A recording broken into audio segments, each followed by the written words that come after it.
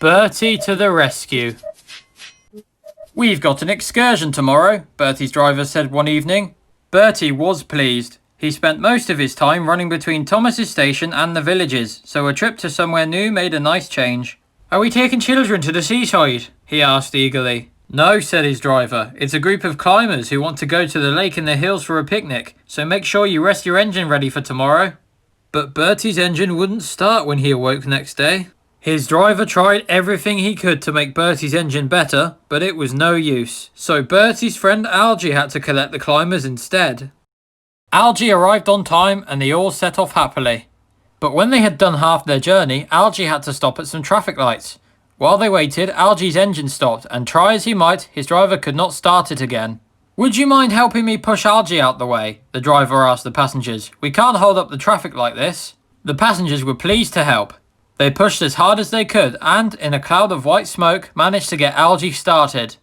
Algie's driver went on very carefully, never letting the engine run slowly, until at last, late but safe, they reached their destination. From a nearby house, the driver telephoned the garage to tell them what happened, and the group of climbers ate their lunch. Then, while they climbed the hills and walked in the woods, Algie's driver tried to repair him.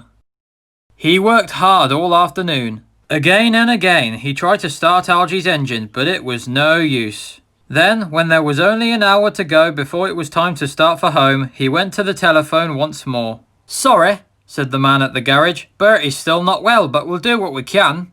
A little while later, tired after their day in the hills, the climbers returned to Algie the bus for their journey home.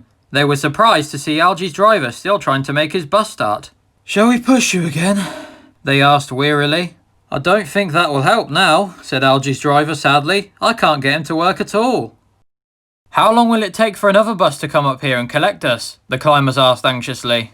"I'm afraid there isn't another bus," said Algie's driver. "That's the trouble. Bertie's out of action as well. They heard the toot of a familiar horn in the distance. At that very moment, they heard the toot of a familiar horn in the distance. And soon, who should appear round the corner but Bertie? "Hop in," he said cheerily, as he stopped beside Algie and the climbers. "Driver's mended me, and now I'm fine. We'll have you home before you can say Bertie the bus."